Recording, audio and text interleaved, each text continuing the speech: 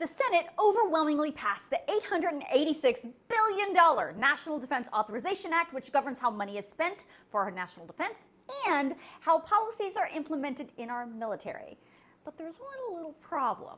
The Senate version is wildly different than the House version that was passed a few weeks ago. The House version squeaked by with mostly only Republican support. So this sets up a major showdown between the House and the Senate over our national defense and the livelihoods of our military members. The Senate version of the NDAA passed late last night, 86-11. I'm going to tell you what the Senate version keeps and what it scraps. It keeps the 5.2% pay raise for our military and civilian personnel. It expands support for their families. It makes investments in missile and drone technology to improve competition with China.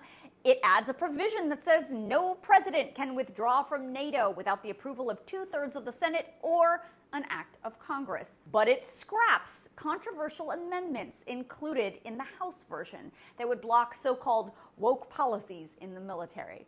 It scraps the amendment that would roll back Pentagon policies allowing servicewomen to travel out of state to get an abortion. And it scraps a provision that prohibits specialized health care sought by transgender troops, veterans, or their families. It scraps the provision to create an inspector general to scrutinize aid to Ukraine. So when lawmakers come back from their August recess, the Senate and the House will have to have what's called a conference to try and reconcile the differences between these bills and come up with one bill that both chambers can pass. But so far-right Republicans say they are not going to back off their demands to cut these so-called woke policies. The NDAA, by the way, has passed overwhelmingly with bipartisan support for more than 6 decades.